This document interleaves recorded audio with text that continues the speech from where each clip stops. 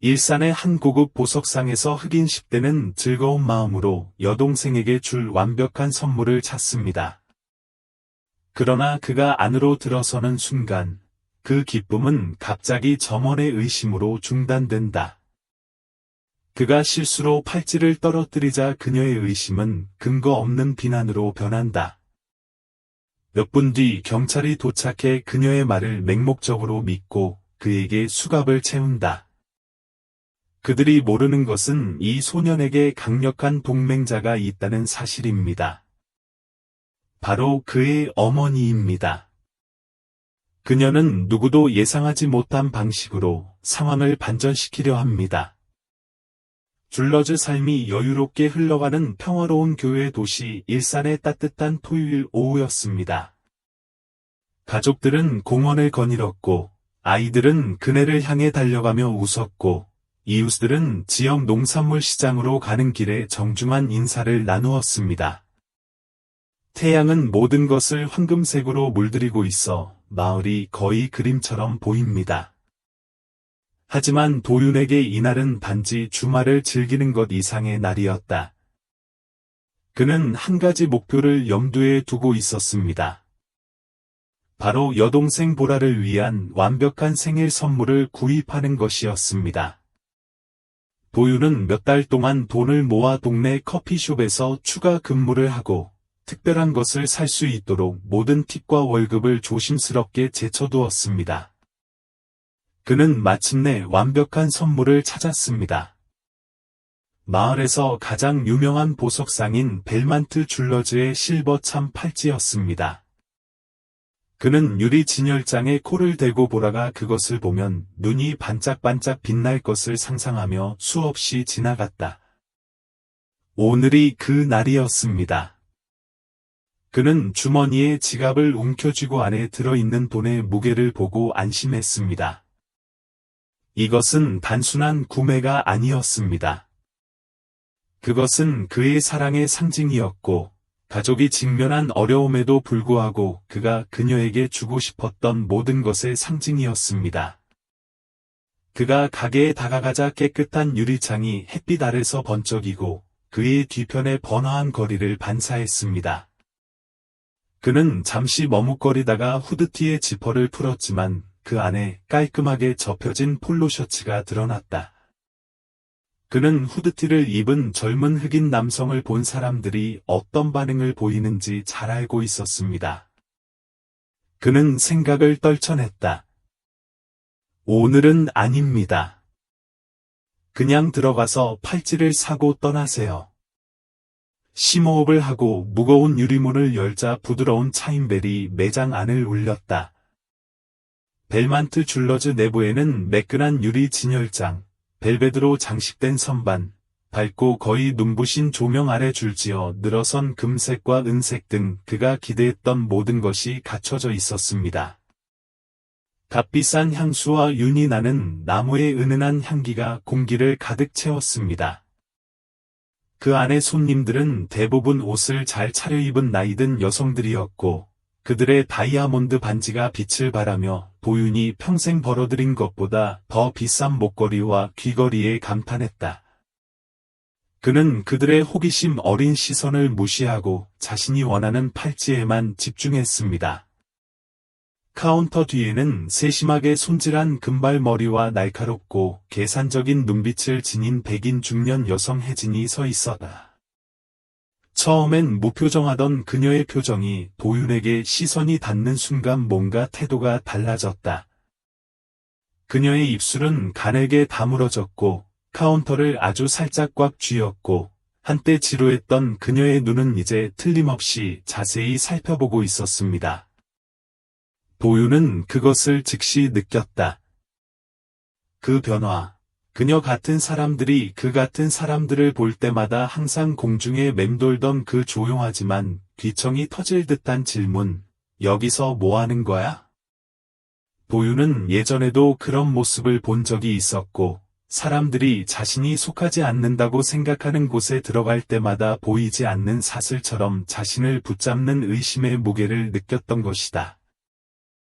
그러나 그는 그것이 그를 단념하게 놔두지 않았습니다. 그는 케이스에 진열된 팔찌를 가리키며 정중한 미소를 지으며 카운터로 다가갔다. 저거 좀 보고 싶어요. 그의 목소리는 차분하고 차분했다. 어머니가 그런 사람들을 대할 때 늘 말하라고 가르쳤던 방식이었다. 하지만 혜진은 움직이지 않았다. 그녀는 팔짱을 끼고 고개를 살짝 기울였습니다. 확실해요. 그녀는 겸손한 목소리로 물었다. 그거 꽤 비싼데. 도윤은 속이 꽉 조여졌지만 억지로 표정을 중립으로 유지했다. 그는 주머니에 손을 넣어 지갑을 꺼내어 열심히 일해서 벌어들인 깔끔하게 접힌 현금을 보여주었습니다. 확실해요. 그는 단호하게 말했다. 여기 돈이 있어요. 혜진은 그 현금을 바라보며 눈을 깜빡이고 그 모습이 기분 나쁘다는 듯 입술을 살짝 구부렸다.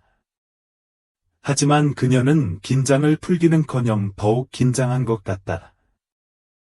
그녀의 손가락은 카운터 위에 놓인 전화기 근처에서 꿈틀거렸다. 그녀는 팔찌를 잡으려고 움직이지 않았습니다. 대신 그녀는 낮고 거의 재미있다는 듯 비웃었습니다. 그런데 그 돈은 정확히 어디서 났나요? 그녀의 목소리는 태평했지만 그 아래의 비난은 칼날처럼 날카로웠다. 도윤은 몸이 굳어졌다. 실례합니다. 그는 이것이 어디로 가는지 이미 알고 있었지만 물었다. 혜진이 눈썹을 치켜떴다. 당신 또래에겐 돈이 너무 많을 뿐입니다. 그녀의 시선은 그의 얼굴에서 떠나지 않았습니다. 모르겠어요. 다른 사람한테 빌렸나요? 아마 근처에 있는 걸 찾을 수 있지 않을까요? 도윤의 턱이 굳어졌다. 그는 천천히 숨을 들이쉬며 침착함을 유지하려고 했다. 그는 아무 잘못도 하지 않았습니다.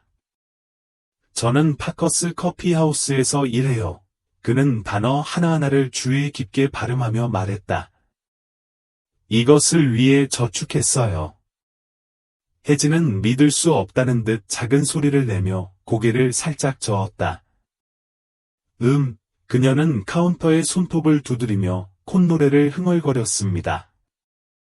그런데 내가 그걸 믿을 거라고 생각하시나요? 도윤은 목구멍에서 끓어오르는 분노를 삼켰다. 그렇습니다. 그는 단호하게 말했다. 혜진은 유난히 터무니없는 농담을 들은 듯 메마른 웃음을 터뜨렸다. 글쎄요. 당신이 나를 속일 수 있다고 생각했다면 다행이겠죠. 그녀는 마침내 진열장 쪽으로 다가가며 말했습니다. 하지만 난 여기서 오랫동안 일해왔어, 꼬마야. 뭔가 안 맞는 게 언제인지는 알아. 도윤의 두 손이 옆구리에 주먹을 쥐고 있었다. 그는 억지로 그것들을 풀었습니다. 이것은 간단해야 했습니다. 그는 굴욕을 당하려고 여기 온 것이 아니었습니다. 팔찌만 봐도 될까요?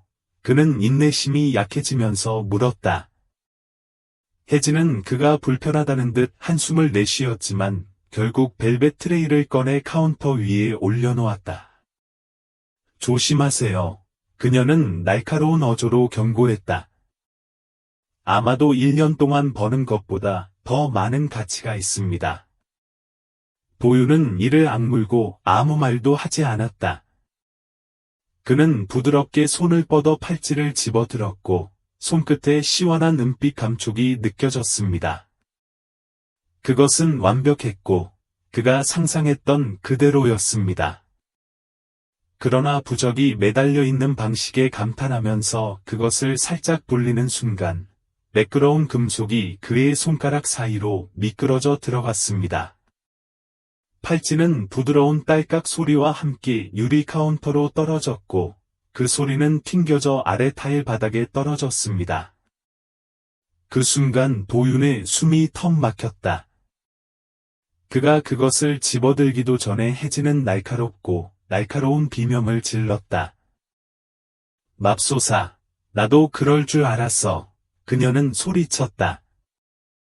그녀의 목소리는 사이렌처럼 가게 전체를 가르며 울렸다. 방 안의 모든 머리가 그들 쪽으로 향했다. 도윤의 눈이 커졌다. 기다리다. 혜진은 그에게 손가락을 찔렀고 분노로 얼굴이 일그러졌다. 나는 당신이 무슨 일을 꾸미고 있다는 것을 알고 있었습니다. 당신은 그것을 주머니에 넣으려고 했죠. 그렇죠? 당신은 그것을 무사할 줄 알았습니다. 도윤의 배가 떨어졌다. 뭐? 아니, 난. 혜진은 정신없이 손가락을 돌리며 내장 전화기로 달려갔다. 지금 당장 경찰을 불러오세요. 그녀는 수화기에 대고 짖었다. 도둑이 있어요. 후드티를 입은 젊은 흑인 남성이 우리 물건을 훔치려 했어요. 도윤은 화물열차처럼 그녀의 말에 무게에 눌려 얼어붙은 채 서 있었다. 방은 조용해졌지만 공기는 판단, 의심, 두려움과 같은 무거운 무언가로 짙어졌습니다. 그는 모든 고객의 시선이 그를 뚫고 들어가는 것, 그들의 자세가 바뀌는 방식, 여성이 지갑을 좀 더 꽉 움켜쥐는 방식을 느낄 수 있었습니다. 그의 마음은 그에게 뭔가 말하라고, 자신을 변호하라고 비명을 질렀지만 그는 알고 있었습니다. 그는 그 방에 있는 누구도 그의 말을 믿지 않을 것이라는 것을 알고 있었습니다. 그녀를 끝내지 않았습니다. 그때 멀리서 다가오는 사이렌의 울부짖음이 허공을 꿰뚫었다. 사이렌 소리는 점점 더 커졌고 한때 조용했던 오후를 가르는 으스스한 울음소리가 들렸습니다. 도윤은 순간의 무게가 그를 짓누르며 갈비뼈에 맥박이 치는 것을 느꼈다. 그는 이런 일이 일어날 수 있다는 것을 알고 있었습니다. 그는 이전의 뉴스에서, 속삭이는 대화에서, 집을 떠날 때 조심하라고 어머니가 상기시킬 때마다 어머니의 목소리에 스며드는 두려움 속에서 그것을 본 적이 있었습니다. 그러나 그것이 일어날 수 있다는 것을 아는 것과 그것을 살아가는 것은 완전히 다른 두 가지 문제였습니다. 그의 가슴은 숨이 가빠졌고 그의 손가락은 옆구리에서 꿈틀거렸다.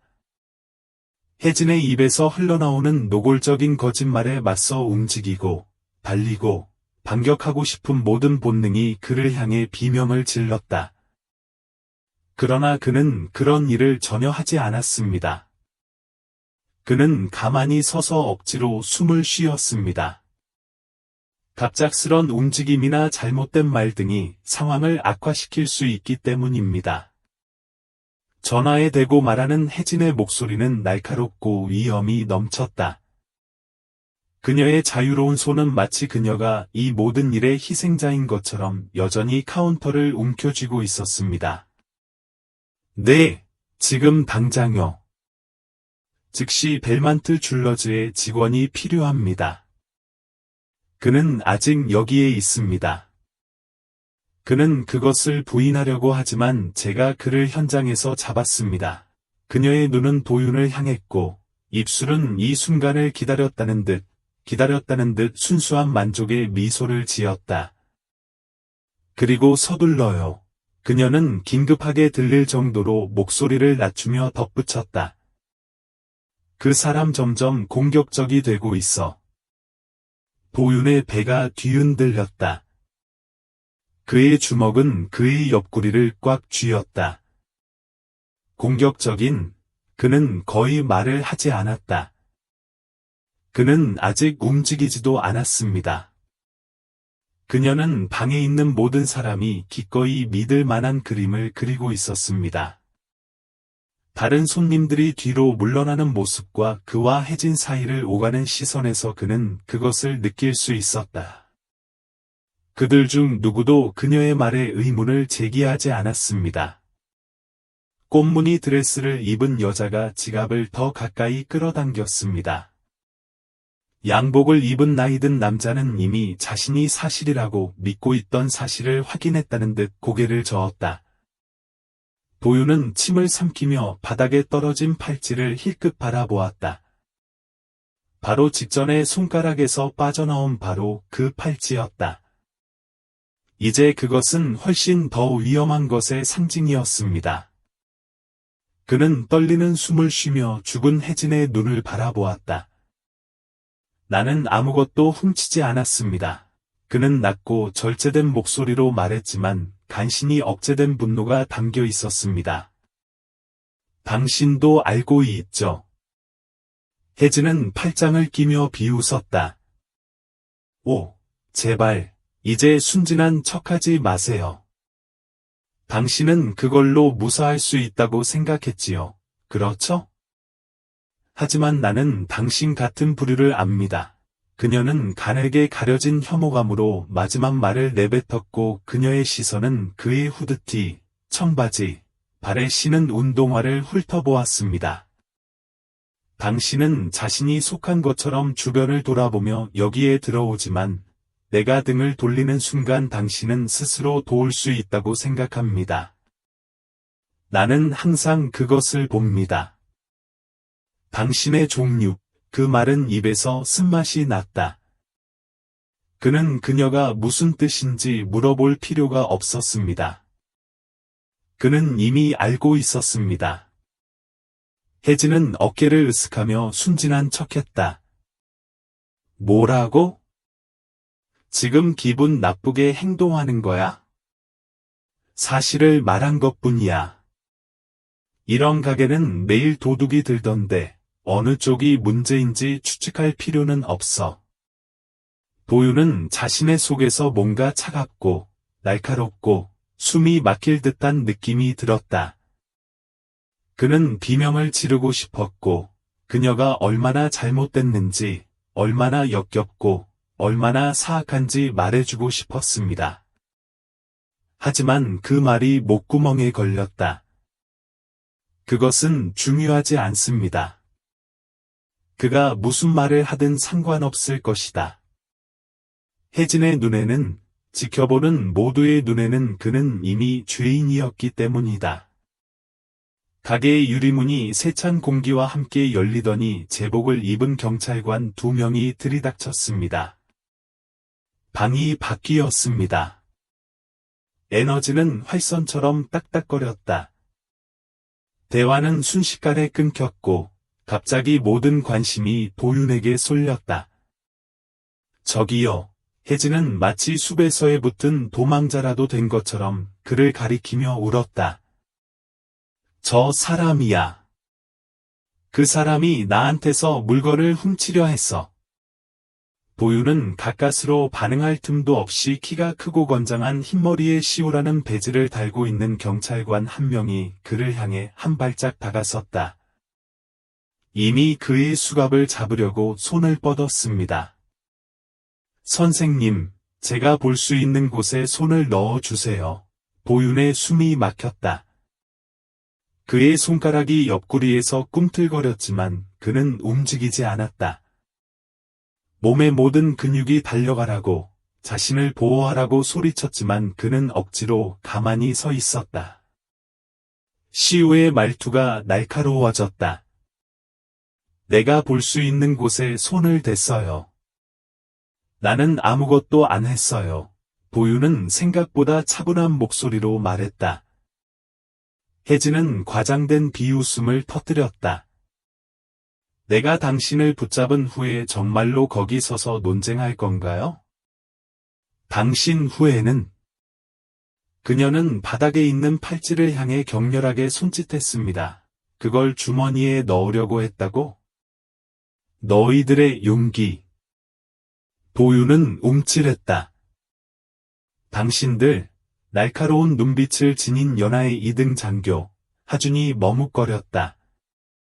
그의 시선은 도윤과 혜진, 그리고 버려진 팔찌 사이를 스쳐 지나갔다. 시우와 달리 바로 입주하지는 않았다. 도윤은 그의 표정에 의심의 빛이 스쳐가는 것을 알아차렸다. 하주는 완전히 확신하지는 않았지만 상관없었다. 시우는 이미 수갑을 채운 채 망설임 없는 얼굴로 한 걸음 더 다가가고 있었다. 아들아, 내가 밖으로 나가야 할 것 같아. 도윤은 맥박이 두개골에 부딪히는 것을 느꼈다. 그의 호흡은 얕았다. 그의 마음은 최악의 결과를 겪었고 모든 것이 같은 방식으로 끝났습니다. 그는 땅에 쓰러지고 누군가 소리를 지르며 절도시도 후 체포된 흑인 10대 라는 제목으로 시작했습니다. 그는 이 이야기들이 어떻게 전개되는지 알고 있었습니다. 혜진의 미소가 더욱 커졌다. 그녀의 팔은 가슴 위로 더욱 꽉 교차했다. 그녀의 자세는 편안했다. 그녀는 자신이 이미 이겼다고 생각합니다. 도윤은 숨을 크게 내쉬며 목소리를 차분하게 가라앉혔다. 엄마한테 전화해. 시우는 고개를 저으며 비웃었다. 꼬마야, 전화는 역에서 해도 돼. 아니요, 도윤이 이제 더욱 확고한 목소리로 말했다. 그의 목소리는 가게 안을 울렸다. 지금 당장 엄마한테 전화해. 혜진이 눈을 굴렸다. 물론이죠. 엄마에게 전화하게 해주세요. 그녀는 비꼬듯 말했다. 그럼 그 사람은 누구죠? 국선 변호인인가요? 어떤 활동가인가요? 그 사람은 어쩌려고요? 정의를 위해 소리치라고 하시나요? 그녀는 건조하고 유머 없는 웃음을 터뜨렸다. 도윤은 그녀를 무시했다. 그는 주머니에 손을 뻗었는데 빠르지도 갑작스럽지도 않고 휴대폰을 꺼낼 수 있을 만큼만 손을 뻗었습니다. 그는 안정된 손으로 전화를 걸었다. 엄마, 지금 벨만트 줄러즈에 오셔야 해요. 시우의 눈썹이 살짝 찌푸려졌지만 여전히 걱정하는 기색은 없었다. 그러나 하주는 변했다. 애원도 하지 않는 모습, 위험에 처한 상황에도 당황하지 않는 모습, 도윤의 목소리에서 뭔가 눈치채셨을 겁니다. 아니, 도윤은 두려워하지 않았습니다. 그는 기다리고 있었다. 몇 분이 몇 시간처럼 늘어났습니다. 매장 안의 공기는 탁했고 긴장감이 느껴졌습니다. 혜진은 초조하게 발을 두드렸다. 시우는 한숨을 쉬었고 수갑을 잡은 손이 살짝 풀렸다. 하주는 시계를 확인했다. 손님들은 대부분 뒤로 물러서며 서로 속삭였고 일부는 휴대폰을 꺼내기도 했다. 그리고 문이 열렸습니다. 키가 크고 위풍당당한 여성이 들어왔는데 방 전체를 조용하게 만들 정도의 존재감이었습니다. 네이비 블루 슈트가 그녀의 체격을 껴안았습니다. 그녀의 발 뒤꿈치는 정밀하게 타일에 닿았고 그녀의 날카로운 눈은 도윤과 마찬가지로 그녀 앞에 있는 장면을 훑어보았다. 그녀는 배지를 들고 의심의 여지가 없는 권위를 번쩍였습니다. 저는 가은 박사입니다. 그녀의 목소리가 강철처럼 방을 가르며 말했다. 13PD 경찰청장, 시선을 돌려 시우에게 시선을 고정했다. 그리고 이건, 그녀가 도윤에게 손짓하며 말했다. 내 아들이에요. 방은 길고 고통스러운 순간 동안 조용해졌습니다. 가게는 조용했다. 가은의 말의 무게는 방 안의 모두를 짓누르며 숨이 막히고 피할 수 없었다.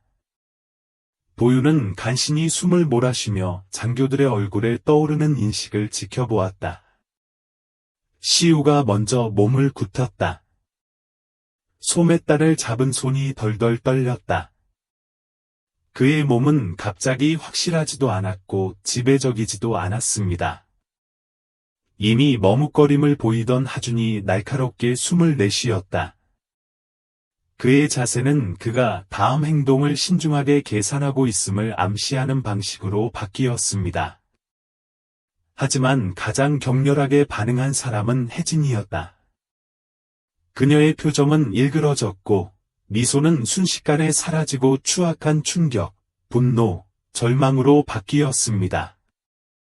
그녀는 자신이 잘못 들었기를 바라는 듯 눈을 세게 깜박였고 자신이 그토록 쉽게 비난했던 이 젊은 흑인 남성이 그 방에 있는 모든 사람보다 더 높은 지위에 있는 한 여성의 아들이라는 사실을 받아들이기를 거부하는 것처럼 눈을 크게 깜박였습니다. 그녀의 입은 열렸다가 닫혔다가 다시 열렸다. 데비, 그녀는 말을 더듬었다. 그녀의 목소리는 더 이상 같은 독을 담고 있지 않았고 이제는 공포에 빠질 정도로 위험할 정도로 얽혀 있었다. 가은은 그녀를 쳐다보지도 않았다. 그녀의 시선은 날카롭고 흔들림 없이 시우에게 머물렀다. 시우, 그녀가 말했다. 그녀의 목소리는 차분하면서도 위험한 기류를 담고 있었다.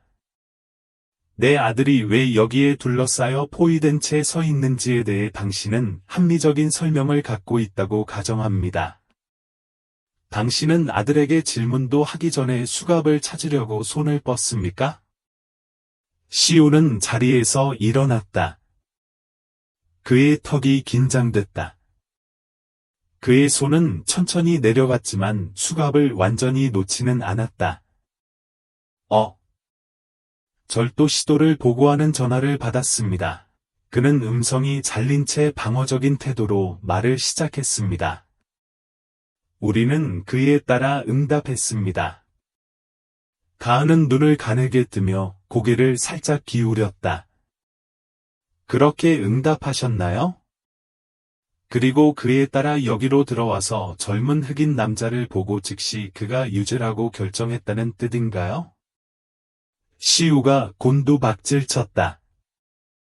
그런 일은 일어나지 않았습니다. 정말, 가은은 쿨하게 말했다. 왜냐면 나한테는 그게 너무 비슷해 보이거든요. 마침내 혜진이 자신의 목소리를 찾았고, 그 목소리는 통제력을 되찾기 위해 필사적으로 누군가의 날카로움을 담아냈다. 그 사람이 내 물건을 훔치려고 해서 전화했어요.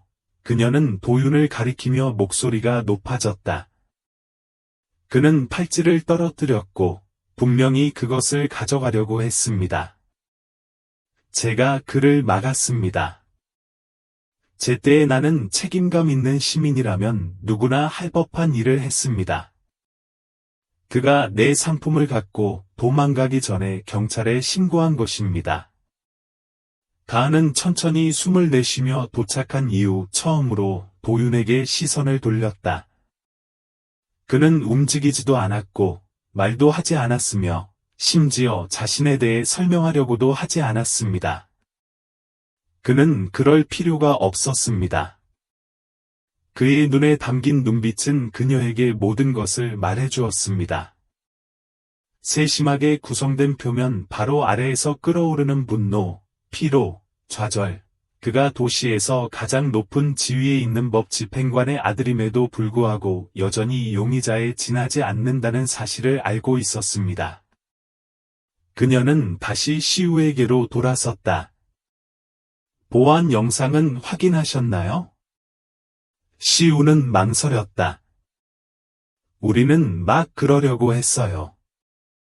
아니, 그렇지 않았어. 가은은 부드럽고 치명적으로 끼어들었다. 당신은 어떤 증거도 검토하지 않고, 그를 신문하지 않고, 당신의 임무를 수행하지 않고 그를 체포하려고 했습니다. 그녀의 목소리는 조용했지만 그 속에 담긴 권위는 귀가 먹먹할 정도였습니다. 하준은 상사와 가은 사이를 바라보며 침을 삼켰다. 그의 망설임은 예전에도 뚜렷이 보였지만 지금은 상황의 무게가 그를 짓누르면서 실체적으로 굳어졌다. 그는 조심스럽고 절제된 목소리로 끼어들었지만 약간의 후회가 담겨 있었습니다. 영상을 확인해 봐야겠네요. 시우의 눈이 그에게로 향했고 무언의 배신이 분명했지만 그는 논쟁을 벌일 수 없었다. 지금은 아니고 그들 앞에 서 있는 사람이 누구인지도. 그는 턱을 꽉 다물고 코로 날카롭게 숨을 내쉬었다. 괜찮은. 혜진의 얼굴이 믿을 수 없다는 듯 일그러졌다. 무엇? 아니요. 무슨 일이 있었는지 말했어. 진지하게 그 사람 말을 들을 건가요? 그녀는 가은에게 그리고 도윤에게 격렬하게 손짓을 했다.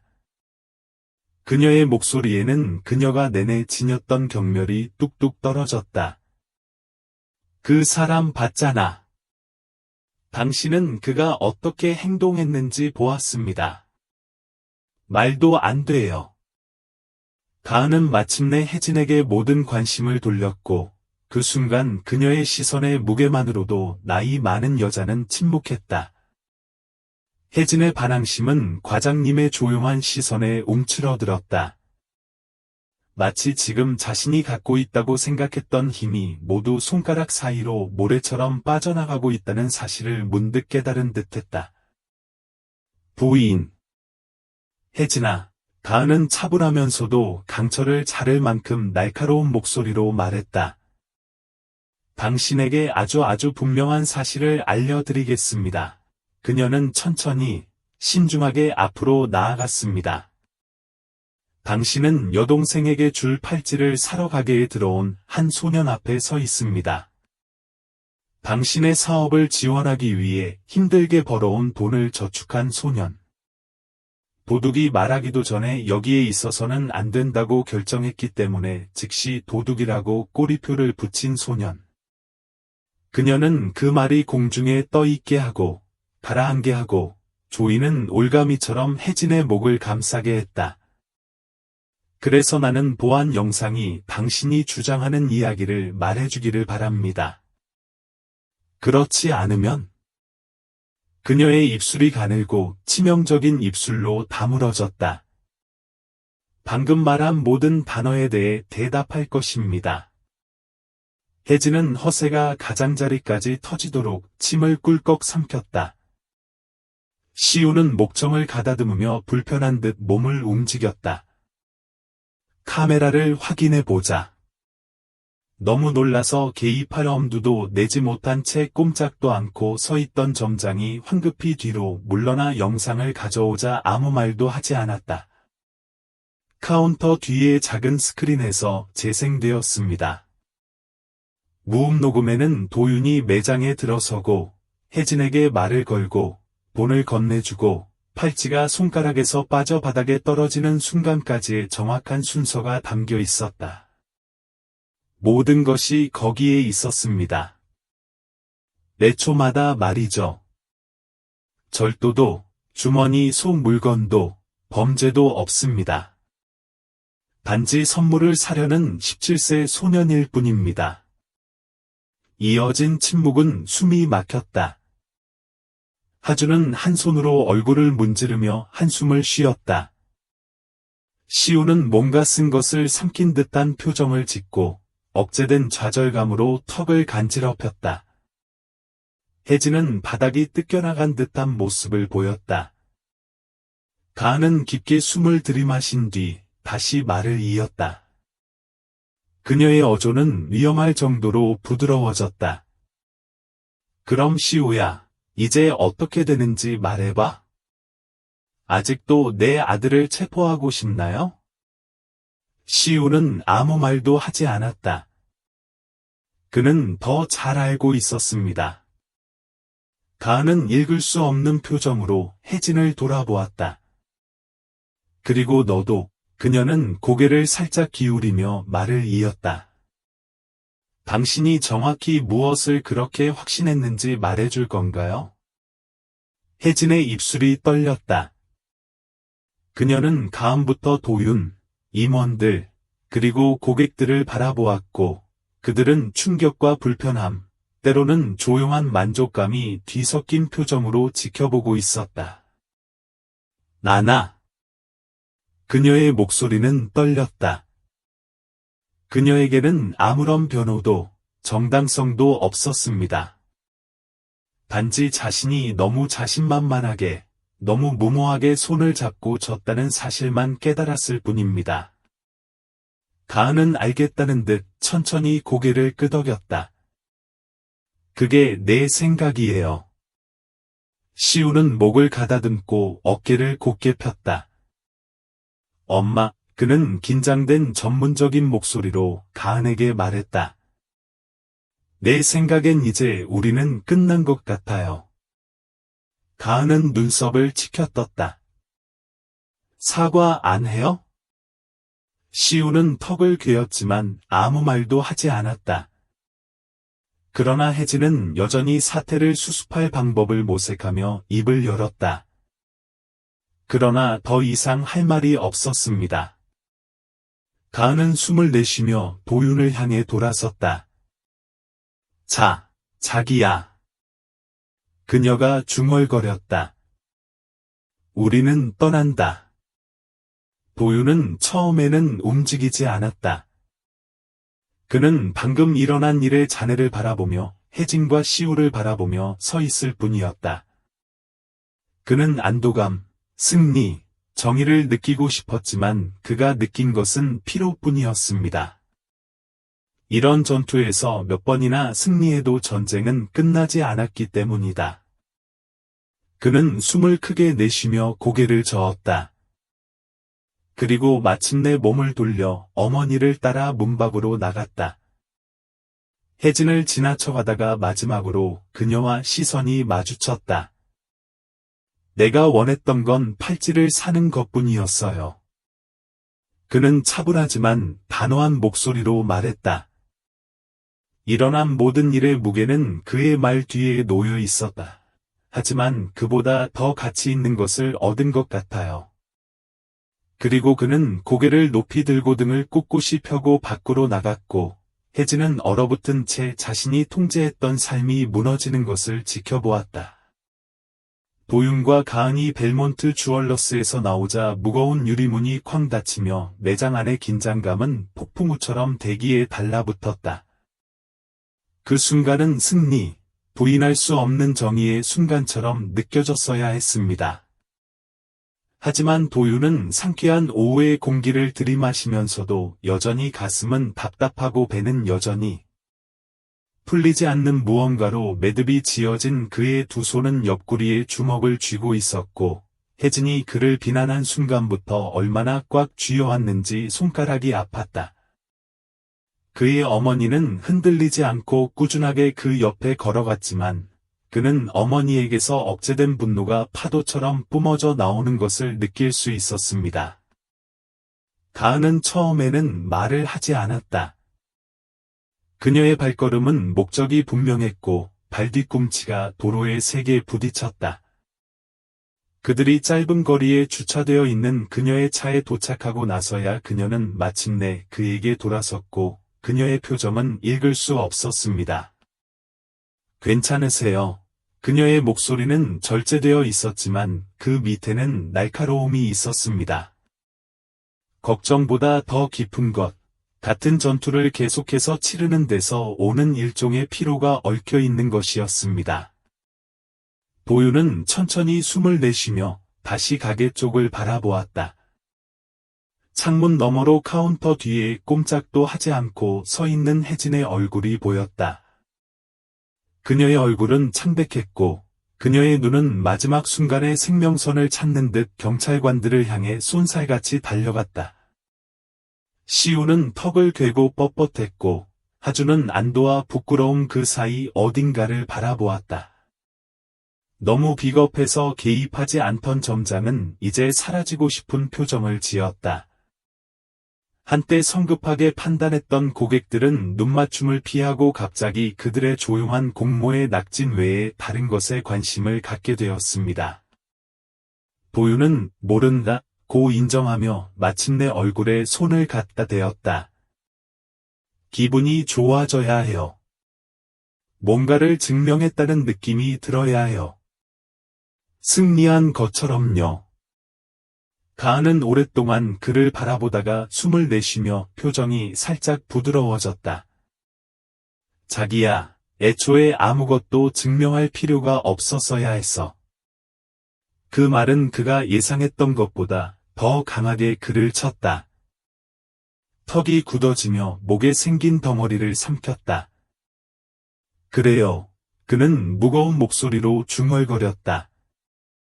알아요. 오랫동안 그들은 그 자리에 서 있었습니다. 모든 것의 무게가 그들 사이에 걸려 있었습니다. 그러자 다시 벨몬트 주얼러스의 문이 열렸고 도윤의 눈이 번쩍 뜨이는 순간 혜진이 밖으로 나오는 모습이 보였다. 그의 몸 전체가 긴장되었다. 혜진은 손가락 관절이 하얗게 질릴 정도로 지갑끈을 꽉 쥐고 망설였다. 이제 그녀는 달라 보였습니다. 어쩐지 더 작아졌고 이전에 그토록 쉽게 지녔던 자신감과 우월함은 사라졌습니다. 그녀의 얼굴은 굳어 있었고 마치 내부 전쟁을 벌이는 것처럼 입술이 굳어 있었다.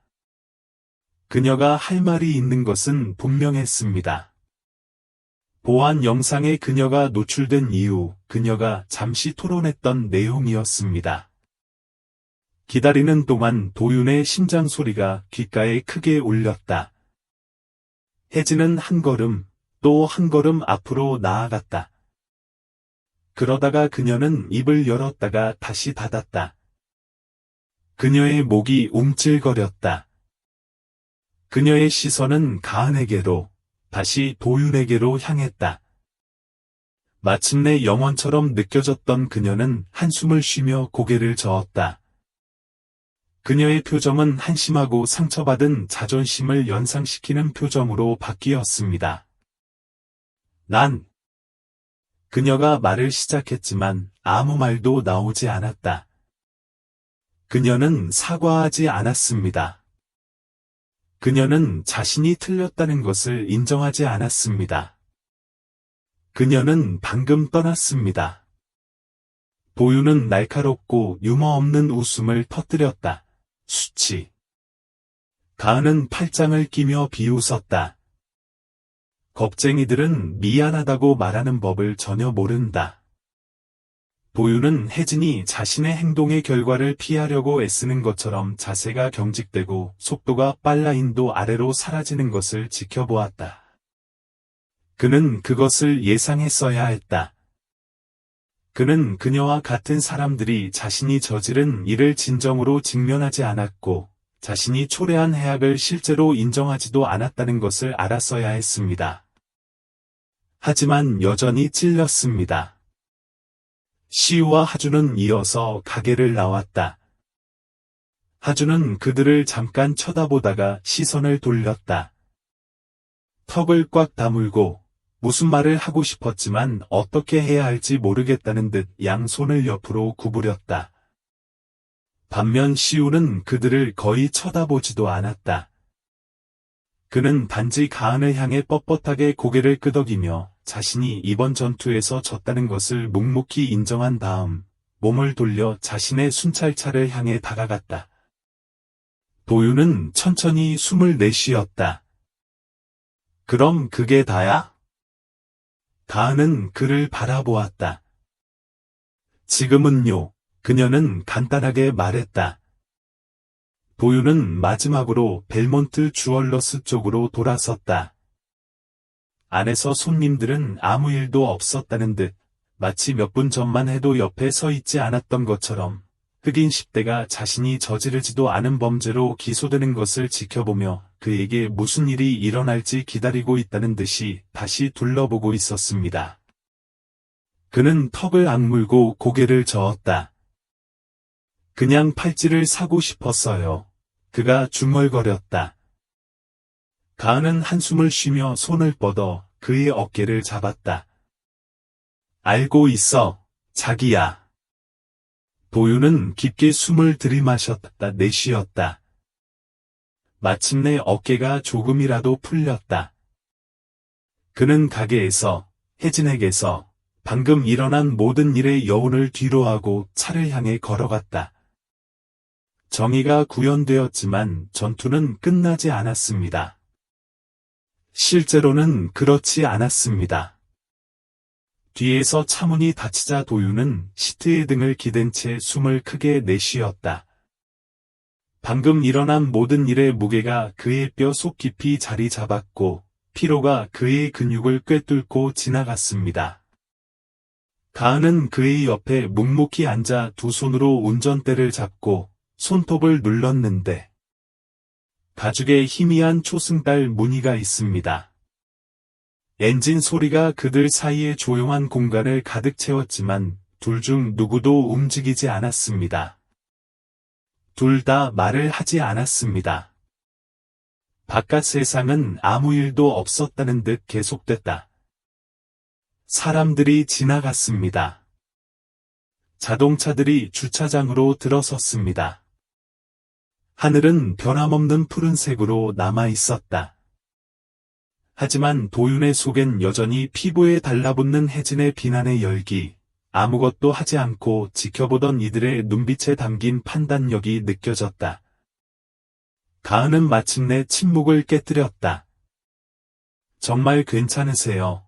이제 그녀의 목소리는 더 부드러워졌고 가게 안에서 휘두르던 날카로운 권위가 사라졌습니다. 이것은 달랐다. 이것은 책임을 요구하는 경찰서장이 아니라 아들에게 말하는 어머니였습니다. 도윤은 멍하니 대시보드를 바라보았다. 그의 손가락이 청바지를 가볍게 두드렸다. 모르겠어요. 그는 거친 목소리로 인정했다. 화가 나고 피곤해요. 내일은 다른 사람이 제 자리에 올 것이고 아무도 멈춰서 괜찮냐고 묻지 않을 테니까요. 가은은 깊게 숨을 들이마시며 핸들을 잡은 손에 힘을 주며 긴장을 풀었다. 알아요. 그녀가 중얼거렸다. 계속 반복되는 사이클이지만 오늘 우리는 반격했습니다. 오늘은 그들이 당신을 무너뜨리도록 두지 않았습니다. 도윤은 쓴웃음을 지었다. 그렇죠? 나는 거기 서서 그 여자가 나에 대해 아무것도 아닌 것처럼 말하는 것을 듣고 있었는데 다른 사람들은 그냥 그런 일이 일어나도록 놔두었습니다. 그리고 그 여자는 잡혀도 자기가 틀렸다는 것을 알면서도 여전히 말을 하지 못했습니다. 그는 눈 뒤에서 답답함이 타오르는 듯한 표정으로 가은을 향해 돌아섰다. 그렇게 깊은 것에 맞서 어떻게 맞서 싸울 수 있습니까? 사람들이 이미 당신이 아니라고 결정한 당신을 사람으로 보도록 만들려면 어떻게 해야 합니까? 가은은 바로 대답하지 않았다. 그녀는 똑바로 앞을 바라보며 입술을 꽉 다물었다. 마침내 그녀가 말을 했을 때 그녀의 목소리는 조용했지만 흔들리지 않았습니다. 그들이 당신을 정의하는 것을 거부함으로써 그들이 당신을 볼 때 무엇을 보더라도 당신은 당신이 누구인지 알 수 있도록 함으로써 그들이 인정하기를 거부할 때에도 그들이 틀렸다는 것을 계속해서 보여줌으로써 도윤은 턱을 괴고 창밖을 바라보았다. 충분하지 않았습니다. 결코 충분하다고 느껴지지 않았지만 어쩌면 그것이 그들이 가진 전부였을 수도 있습니다. 다시 그들 사이에 침묵이 흘렀지만 이번에는 달랐고 더 무겁고 더 차분했다. 그러자 가은은 지갑에 손을 넣어 휴대폰을 꺼냈다. 도윤은 눈살을 찌푸리며 연락처를 스크롤하며 이름을 누르고 장치를 귀에 가져갔다. 누구한테 전화하는 거야? 그는 조심스럽게 물었다. 그녀는 즉시 대답하지 않았습니다. 대신 그녀는 전화벨이 울릴 때 그녀의 표정을 읽을 수 없는 채 기다렸다. 그러다 잠시 후 그녀가 말을 이었다. 은서야, 당장 보도자료를 준비해야겠다. 네, 벨몬트 주얼러스 관련입니다. 그녀는 말을 이어가기 전 도윤을 힐끗 보았다. 출동 전화에 대한 철저한 조사를 원하고 시우에 대한 내부 검토를 원합니다. 또한 인종 프로파일링과 응급 서비스 오용에 대한 공개 성명을 원하고 언론이 오늘 무슨 일이 일어났는지 정확히 알 수 있도록 하길 원합니다. 도윤의 눈이 살짝 커졌다. 정말로 그 사람들을 쫓을 건가요? 가은은 휴대폰을 살짝 내려 알겠다는 표정을 지었다. 내가 이걸 그냥 놔둘 거라고 생각했나요? 도윤은 안도감과 불신 사이에 무언가가 가슴에 자리 잡으며 숨을 내쉬었다. 그는 누군가가 프로필을 작성하고 굴욕을 당하고 비난을 받는 것과 같은 방식으로 이런 이야기가 전개되는 것을 오랫동안 지켜보았고, 진실이 밝혀져도 아무것도 변하지 않았습니다. 그런데 이건 느낌이 달랐다. 이것은 그들이 그 가게를 나가는 순간에도 끝나지 않는 싸움처럼 느껴졌습니다. 그는 천천히 고개를 끄덕였고 어깨의 긴장이 조금 풀렸다. 좋아요. 가은은 전화를 다시 받았다. 아, 그리고 은서 씨는 진술서에 혜진 씨의 이름을 꼭 넣어주세요. 자기가 이런 일을 해도 별 문제 없이 할 수 있을 거라 생각했다면 착각이에요. 도윤은 천천히 한숨을 쉬며 자신의 손을 내려다보았다. 어쩌면 정의가 항상 즉각적이지는 않았을 수도 있습니다. 어쩌면 사과까지 깔끔하게 포장되어 오지는 않았을지 모르지만 때로는 정의가 책임처럼 보이기도 했고, 이번에도 그는 그 무게를 혼자 짊어져야 하는 사람이 아니었습니다. 3일 후 벨만트 줄러즈는 모든 곳을 방문했습니다. 뉴스 방송국에서는 사건에 대한 부분을 방송했습니다. 소셜미디어는 분노로 폭발했고 매장의 옐프 페이지에는 별 1개 리뷰가 넘쳐났습니다. 혜진은 무기한 휴직 처분을 받았지만 실제로는 해고됐다는 소문이 돌았다. 인종 프로파일링을 규탄하는 공식 성명이 발표됐고 시우가 증거 없이 도윤을 구금하기 위해 얼마나 빨리 움직였는지 바디캠 영상을 통해 드러난 후 시우에 대한 내부 조사가 시작됐다. 도윤은 휴대폰으로 뉴스 기사를 스크롤하며 겨우 단어를 등록했다. 그는 승리감을 느꼈어야 했습니다. 대신에 그가 생각할 수 있었던 것은 만약 그의 어머니가 그런 사람이 아니었더라면, 하준이가 주저하지 않았더라면, 카메라가 없었다면 얼마나 쉽게 일이 흘러갈 수 있었을까 하는 생각뿐이었다. 그의 이야기는 얼마나 달라졌을까? 그의 생각은 작고 흥분된 비명소리로 중단되었습니다. 도윤아. 도윤아, 엄마가 나한테 뭘 줬는지 봐. 그는 겨우 정신을 차릴 시간도 없이 할인이 그의 옆에 있는 소파 위로 뛰어올랐고 그녀의 손목은 자랑스럽게 뻗었습니다.